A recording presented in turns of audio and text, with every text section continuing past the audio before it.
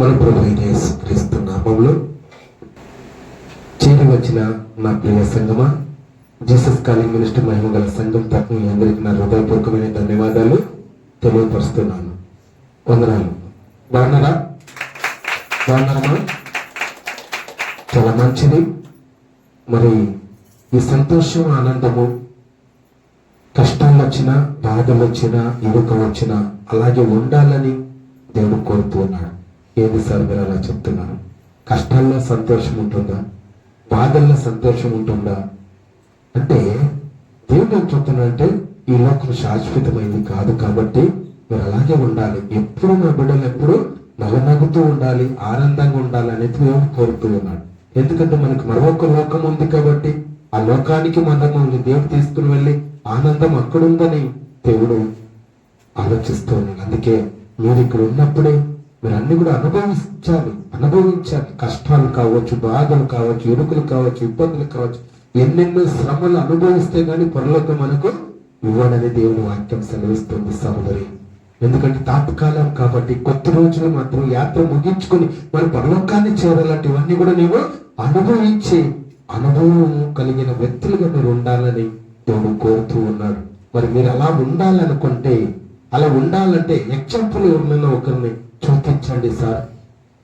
ఎవరైనా ఈ లోకానికి వచ్చినప్పుడు శ్రమలు అనుభవించిన వ్యక్తులు ఉన్నారా?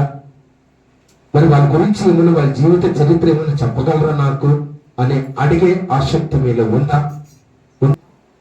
ఆసక్తి ఉందా మీకు వినడానికి? మీరు నన్ను పర్సనల్ గా అడిగేవారుగా ఉండాలి.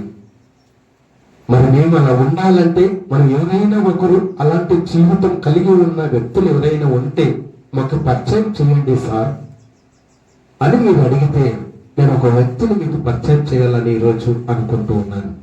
ఎందుకంటే ఈ లోకంలో మనం కొన్ని సమయంలోనే మిస్ అవుతున్నాం, కొన్ని శ్రమల్లోనే ఫెయిల్ అవుతూ ఉంటాం, కొన్ని సందర్భంలోనే దేవుడికి దగ్గర లేక దూరం వెళ్ళిపోతూ ఉన్నాం.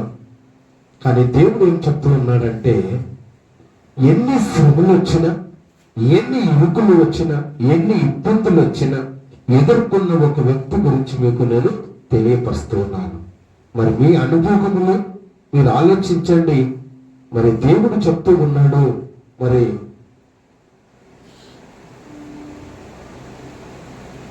ఎన్నెన్నో శ్రమను అనుభవించాలని దేవుడు వాక్యం మనకు సెలవిస్తూ ఉన్నాడు.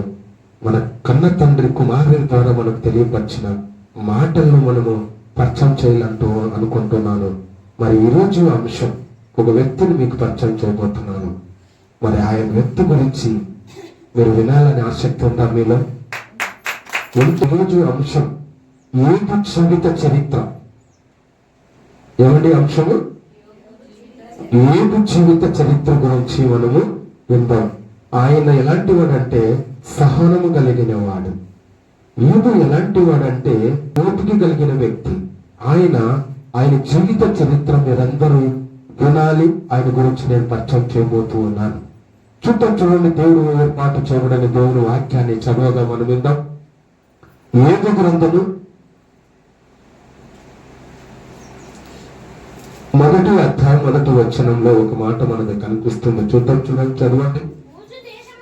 ఊజు దేశమందు యోబు అనే ఒక వ్యక్తి మనిషి ఉండెను. అతడు ఎలాంటి వాడంట? యథార్థవంతుడు, న్యాయవంతుడై ఉన్నాడు.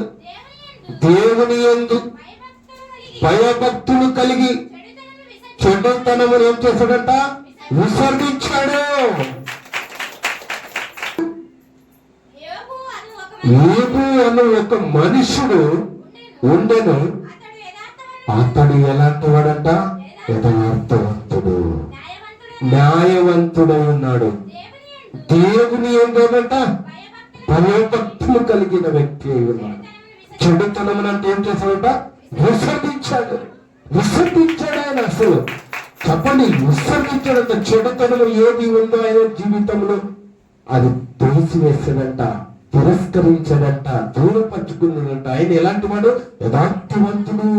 న్యాయంగా బతకాలనుకుంటున్నాడు, దేవుని చిత్తమును నెరవేర్చాలనుకుంటున్నాడు, ఆయన నీతినైన రాజ్యాన్ని వెతకాలనుకుంటున్నాడు, ఆయన ఒక తీర్మానము చేసుకున్నాడు.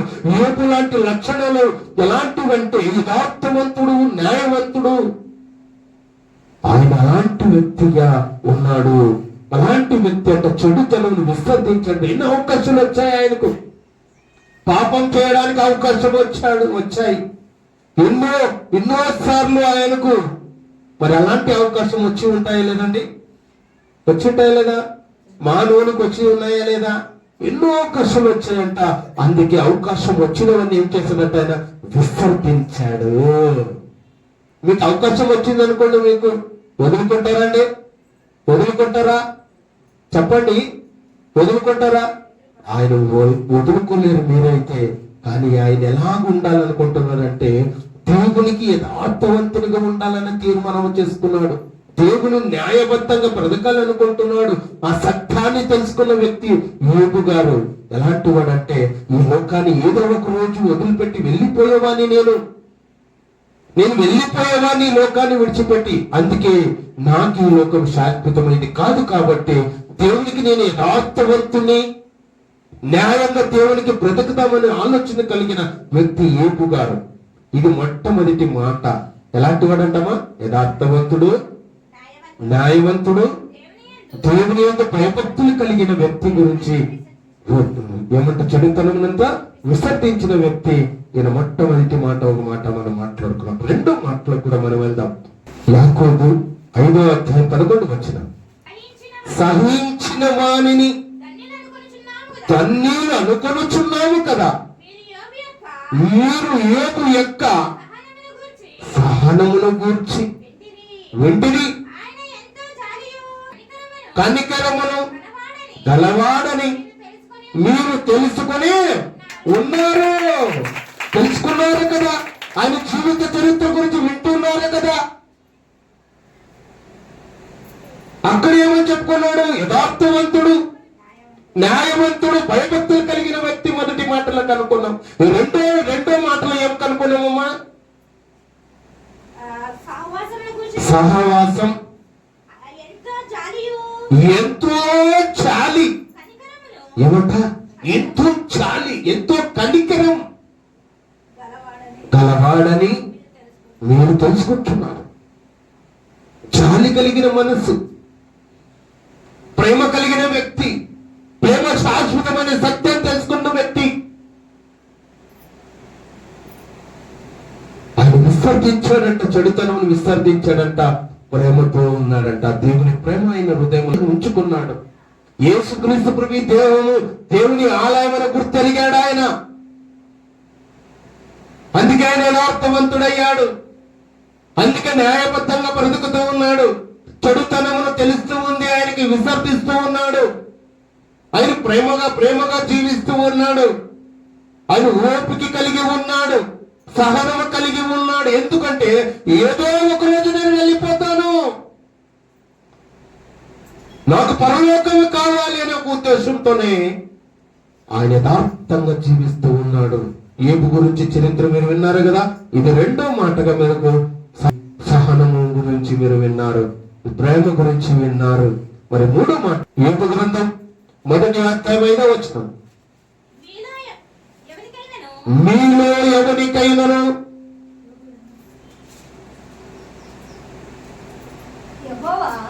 యెహోవా నీవు ఎక్కడి నుండి వచ్చితివని వానిని అడగగా, ఏమంట? అపవాది భూమి మీద ఎటు అటు తిరుగులాడుతూ అందులో సంచరించుచు వచ్చితినని యెహోవాకు ప్రత్యుత్తరం వచ్చాను. ఎవరిచ్చారంట? అక్కడ ఎవరిచ్చారు? ఎవరు అడుగుతున్నారు? యెహోవా దేవుడు అడుగుతూ. యెహోవా అంటే దేవుడు, నిన్న కన్న తండ్రి, ఆయన అడుగుతూ ఉన్నాడు అక్కడ అపవాదిని. ఎక్కడ నుండి వచ్చి అపవాది? సైతానా. వాణిని అడగగా అపవాది చెప్తూ ఉన్న మాట అంతా, భూమి మీద నేను అటు ఇటు తిరుగుతూ తిరుగులాడుచు అందులో సంచరించాడంట. అందులో సంచరించాడు. భూలోకంలో అంతా కూడా వచ్చి తినని యెహోవాకు ప్రత్యుత్తరం ఇచ్చను. యెహోవాకు దేవుడికి ఉత్తరం ఇచ్చింది అపవాది. నేను అటు ఇటు తిరుగులాడుతూ వచ్చాను. ఎవరు ప్రేమ కలిగి ఉన్నారో వాళ్ళు చెడగొడదామని, విశ్వాసం కలిగి ఉన్న వారిని భక్తిని చెడగొడదామని, నీకు వ్యతిరేకంగా జీవించాలని మానవులని సంచరిస్తూ ఉన్నాను. మానవ హృదయాల్లోనికి నేను హృదయాలోచన చెడ్డలిగా చేయడానికి నేను తిరుగుతూ ఉన్నాను అని చెప్పి అక్కడ యెహోవా దేవునికి ఆ మాటలు చెప్పినట్టుగా మనకు కనిపిస్తూ ఉంది. మరి మరొక మాట మీకు తెలియపరుస్తూ ఉన్నాడు. అజిత్ సింహం వల్ల వాడు తిరుగులాడుచూ ఉన్నాడు. ఎవరు భృంగుదమా అని తిరుగులాడుచూ ఉన్నాడు. ఎవరు భక్తి కలిగి ఉన్నారో చూస్తూ ఉన్నాడు. ప్రభు యందు విశ్వాసం ఉంచిన వారు ఎవరు తెలుసుకుంటూ ఉన్నాడు. ప్రతి ఒక్క కుటుంబాన్ని దర్శించుతూ ఉన్నాడు. తిరుగులాడుచూ ఉన్నాడు అంట అపవాది గాడు. అందుకే మరొక మాట మనకు తెలుసు. 21వ వచనం చదవమా. గర్భములో నుండి దిగంబరిగానే లోకానికి వచ్చి తిని, దిగంబరిగానే అక్కడికి నేను తిరిగి వెళ్ళదను. యెహోవా ఇచ్చను, యెహోవా తీసుకునేను. యెహోవా నామమునకు శుద్ధి కలుగును గాక, శుద్ధి కలుగును గాక. యెహోవా నామముకు శుద్ధి కలుగును గాక అంటూ ఉన్నాడు. ఎవరి దగ్గర అంటున్నారు? అక్కడ తన భార్యతో మాట్లాడుతూ ఉన్నాడు. నోర్మై, మూర్ఖురాలు మాట్లాడినట్లు మాట్లాడద్దు. నేను లోకానికి దిగంబరిగానే వచ్చి తిని, నేను దిగంబరిగానే నేను వెలుగును. యెహోవా ఇచ్చని యెహోవా తీసుకునేను. యెహోవాకు దేవునికి మహిమ కలుగును కాక అంటూ ఉన్నాడు. చాలా ఆస్తిపరుడు ఆయన, ధనవంతుడు ఆయన. యోబు ఈ లోకములో ఆయనకు ఉన్నంత ఎవరికి ఆస్తి లేదంట. అలాంటి వారికి శ్రమలు, అలాంటి వారికి బాధలు, అలాంటి వారికి కష్టాలు, అలాంటి వారికి శ్రమలు, అలాంటి వారికి ఎదుర్కొంటూ ఉన్నాడు ఇంటిలో సమస్యలు. దేవునితో ఒక అవకాశం అడుగుతూ ఉన్నాడు. ప్రభువా, తన కుమారుడు గురించి తల్లి గొప్పగా చెప్పుకుంటారు, కానీ నాకు ఒక్క అవకాశం ఇచ్చి చూడు, నీవు ఏపు జీవితం, ఏపు బ్రతుకుని నేను మార్చేస్తానని అవకాశం అడుగుతాడు వాడు అపవాది తండ్రిని.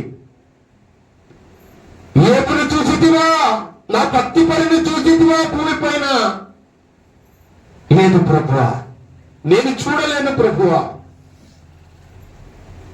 నాకు అనిపించలేదు, ఎవరు లేరు అని అంటూ ఉన్నాడు. లేదు లేదు, ఉన్నాడు అక్కడ నా భక్తి పరుడు. ఎవరున్నారు? చూపించాడు. అదిగో చూడు, నా శిష్యుడిని చూడే, ఏబు గారు ఉన్నారో చూడంటే, ప్రభువా ఎంత మోసగడయ్యా నువ్వు, ప్రభువా నీ పిల్లవాడిని నీ కంచె వేసి భద్రపరిచి నా కంటి కనిపెడుకున్నట్టుగా చేసావే, ఎంత అన్యాయస్తుడయ్యా నీవు అన్నట్టుగా మాట్లాడుతున్నాడు అక్కడ అపవాది దేవుని దగ్గర. సరే, నా భక్తిని దాచిపెట్టాను అనుకుంటున్నావా? నా కుమారుని భద్రపరిచాను అనుకుంటున్నావా? సరే, ఈ రోజు నీకు అవకాశం ఇస్తూ ఉన్నాను. నాకు ఒక అవకాశం ఈ ప్రభువా, నీ కుమారుని గురించి గొప్ప చెప్పడం కాదు, గాని నేను వెళ్తాను, భక్తి చెడగొడతా, నా వైపు తిరిగేటట్టుగా చూస్తాను, నా వైపు తిరిగేటట్టుగా నేను చేస్తాను, నిన్ను లెక్కలేకున్నట్టుగా నేను వ్యతిరేకంగా నిన్ను ఏ పని చేస్తాను, నీ గొప్పలు చెప్తున్నావు అన్నట్టుగా అవకాశం తీసుకుంటాడు. సరే వెళ్ళాను, అవకాశం దేవుడు ఇస్తాడు. ఇచ్చిన తర్వాత వస్తాడు. వచ్చినప్పుడు ఏం చేస్తాడమ్మా? చిన్న పొండు చేస్తాడు. ఏం చేస్తాడు? పొండు చేస్తాడు. ఏదోలాంటి జీవితం ఎలా ఉంది ఆయనకి? దేహం అంతా ఏమున్నాయి? కురుపులు వచ్చాయి. కురుపులు తీసుకుని వచ్చాడు అపవాది గాడు. కురుపులతో నిండుకున్నాడు, బాధపడుతూ ఉన్నాడు. ఎవరు దగ్గర లేని భార్య పిల్లలున్నారు. అలాంటి వ్యక్తి దగ్గరికి వెళ్ళి అలా చేసి ఆయన బోకి పిల్ల తీసుకుని గీరుకునే అటువంటి స్థితిలోకి తీసుకుని వెళ్ళిపోయాడు అపవాది గారు. వెళ్ళిన తర్వాత ఎన్నో శ్రమలు వచ్చాయి, ఎన్నో బాధలు వచ్చాయి. ఇంట్లో వాళ్ళు కూడా నిందనిస్తూ ఉన్నారు. ఎంతో మంది వాళ్ళు వేదన చేస్తూ స్థితిలో ఉన్నాడంటే ఆయన చివరికి భార్య కూడా నిందిస్తుంది. ఏమని నిందిస్తుంది అంటే, అయ్యా భార్యలో దూడాడు అపవాదిగాడు, ఎన్ని శ్రమలు పెట్టినా వీడేం పెండుకాడు, ఎన్ని ఇబ్బందులు ఇచ్చినా, ఎన్ని అవమానములు జరిగినా, ఎన్ని పిల్లలతో తిట్టించినా, భార్యతో తిట్టించినా వీడేమి భక్తిపరుడు అని చెప్పి నేను ఓడిపోతానేమో అనే భయం చుట్టుకునేది అపవాదిగానికి. ఎందుకంటే అలాంటి భక్తిపరుడు, యథార్థవంతుడు, న్యాయవంతుడు, ఆయన చెడుతనమును విసర్జించేవాడు యోబు గారు. అలా భార్యలో దూరుకన్నాడు, భార్యను కూడా దూషిస్తూ ఉన్నాడు. భార్యతో నుంచి మాట్లాడేసి, అయ్యా దేవుని దూషించి నువ్వు చనిపో అంటూ ఉంది భార్య. భర్త మీద భార్య చూడండి, ఇంత శ్రమ చేసి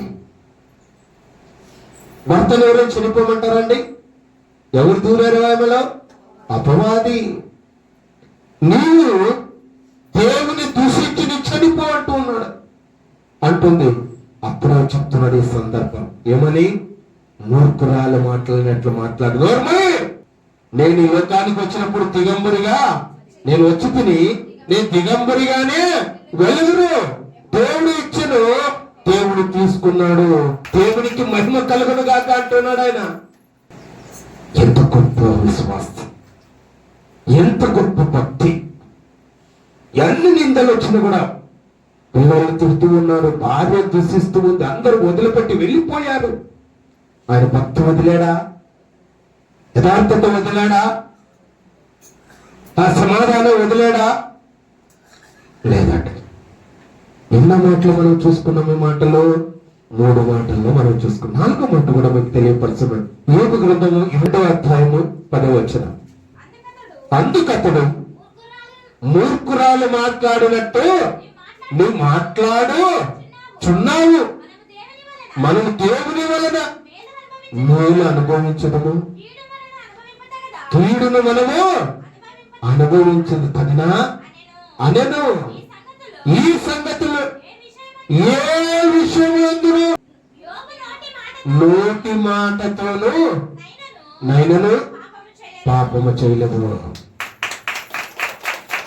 పాపం చేయలేదు, నోటి మాట ద్వారా పాపం చేయలేదు. ఏ మాట దేవుడు దూషించలేదంట.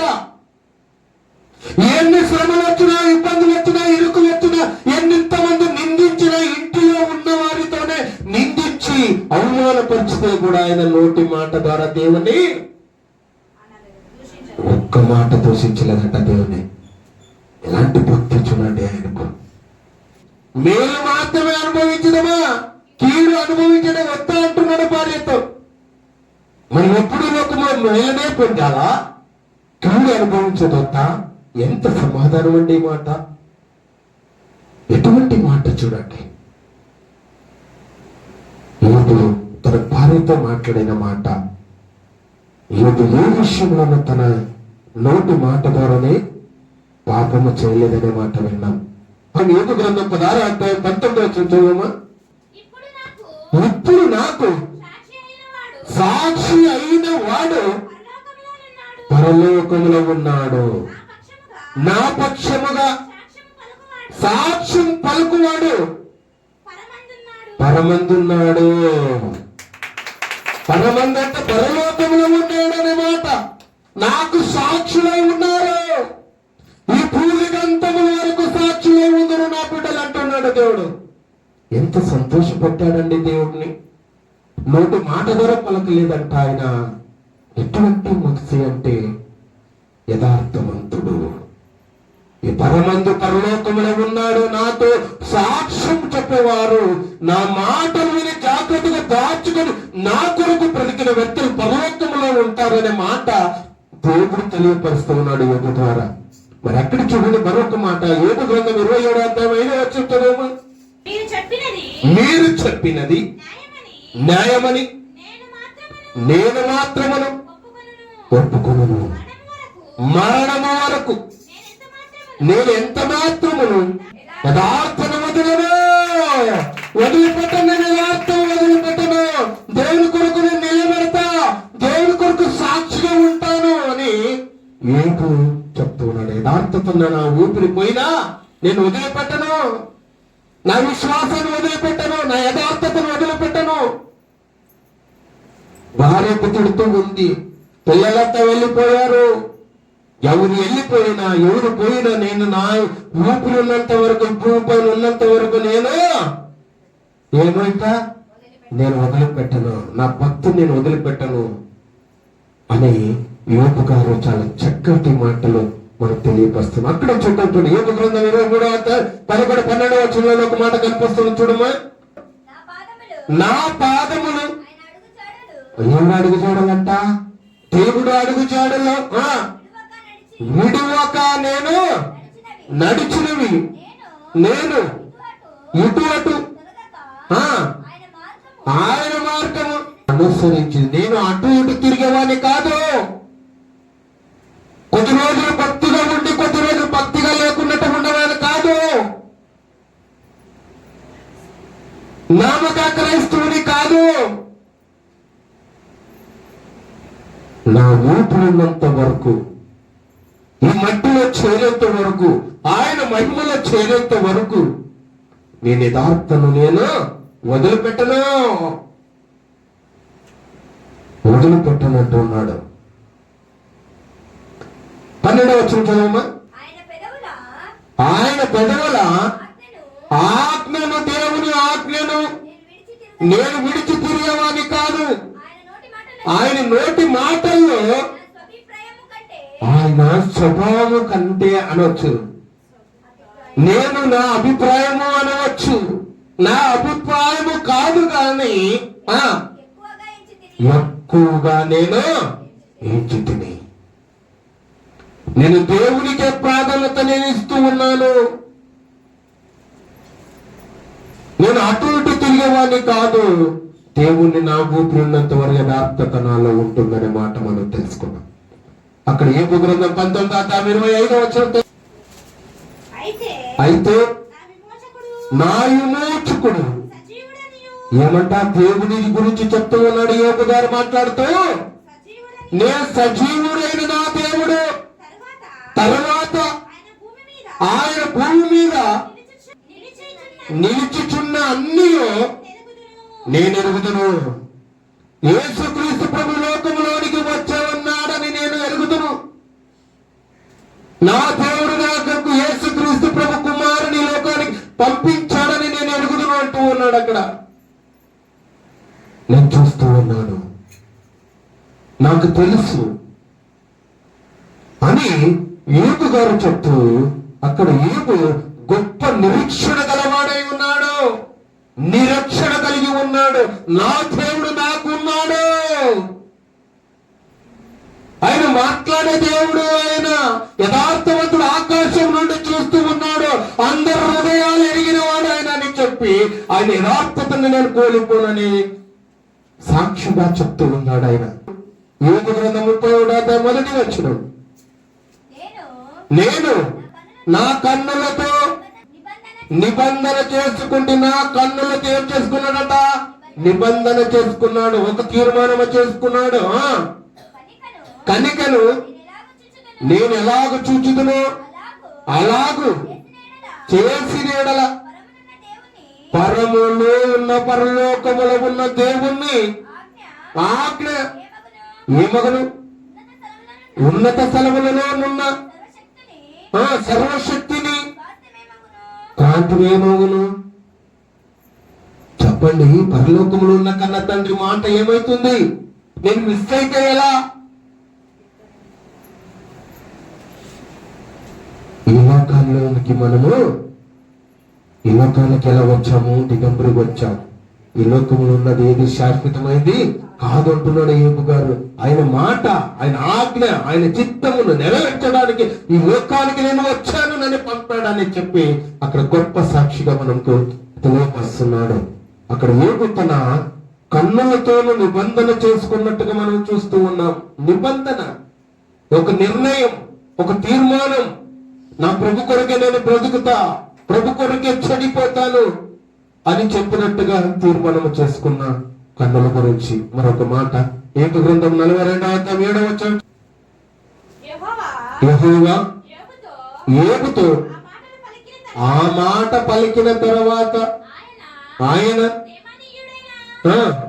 ధన్యుడు అని ఆయన ఏబు గారు ఏమై ఉన్నాడంట? ఆయన సహనము గల ఏబు. ఏబు నుండి మనం నేర్చుకోవాల్సిన విషయాలు ఇవన్నీ కూడా మనం నేర్చుకోవాలి. మన జీవితంలో కూడా ఇవన్నీ కూడా మనకు కూడా కష్టాలు వస్తాయి, ఎన్నో ఇబ్బందులు వస్తాయి, ఎన్నో ఇరుకులు వస్తాయి. వచ్చిన తర్వాత ఏబు గారి ఆయన చరిత్ర మనం విన్నప్పుడు మనం దేవుని కొరకు ఆయన నిలబడిన వ్యక్తిగా ఉన్నాడు, దేవునికి సాక్షిగా ఉన్న వ్యక్తి అయి ఉన్నాడు. మనం ఈ మాటలు విన్నప్పుడు మనకు ఎన్నో శ్రమలు వస్తుంటాయి. ఇవన్నీ ఏంటి? ఇవి కొద్ది రోజులు ఉండి కొద్ది రోజులు వెళ్ళిపోయేటివి అని మేము అనుకోవాలి. ఆయన ఎందుకంటే ఆయన మాటని విన్నప్పుడు నీకెన్నో శ్రమలు వస్తాయి, ఏపు లాంటి శ్రమలు ఎన్నో వస్తూ ఉంటాయి. అవన్నీ కూడా నువ్వు జయించడానికి నీకు ధైర్యము ఇవ్వడానికి భక్తిని ద్వారా పరిశుద్ధాత్మ దేవుడు మాట్లాడుతూ ఉన్నాడు. మీ అందరూ పురుగొలపాలని, మీరందరూ మేలు కొలపాలని, మీరందరూ ధైర్యంగా ఉండాలని, మీరందరూ కూడా కుంగిపోకూడదు, బాధపడకూడదు. ఎంతో మంది అవి భరించలేక ఆత్మహత్యలు చేసుకుంటూ ఉన్నారు. అప్పుల బాధ నుండి ఆత్మహత్యలు చేసుకుంటారు, ప్రేమ గురించి ఆత్మహత్యలు చేసుకుంటూ ఉన్నారు. ఇవన్నీ కూడా ఎలాగే అంటే వాళ్ళకి స్థిరమైన భక్తి లేదు, స్థిరమైన మనసు లేదు, చెప్పేవారు లేరు. ఎస్ఆర్నో అండి, చెప్పాలండి, అవునా కదా? అలాగే భక్తులు వాళ్ళు ఏమైపోతున్నారంటే చనిపోతూ ఉన్నారు, ఈ లోకాన్ని వదిలేసి వెళ్ళిపోతూ ఉన్నారు. అది దేవుని చిత్తము కాదు, అది దేవుని నిర్ణయం కాదు, దేవుని ఉద్దేశం అంతకన్నా కాదు. కానీ దేవుడు నువ్వు నిలబడమంటూ ఉన్నాడు. నీ ధైర్యంనిచ్చేవాడు ఆయన, నీ జ్ఞానం ఇచ్చేవాడు, తెలివినిచ్చేవాడు, బుద్ధినిచ్చేవాడు, నిన్ను నడిపించేవాడు ఆయనే. కాబట్టి ఆయన చెప్తూ ఉన్నాడు, సహోదరి సహోదరుడా, నీవు భయపడకు సహోదరే, నేను నీకు తోడై ఉన్నాను. దేవుడు మన పక్షం ఉండగా నీకు విరోధి ఎవడవు. ఇద్దరితో వాక్య భాగాన్ని నేను ముగిస్తూ ఉన్నాను. దేవుడు వాక్యం దీవించి బలపరచును గాక. ఆమేన్.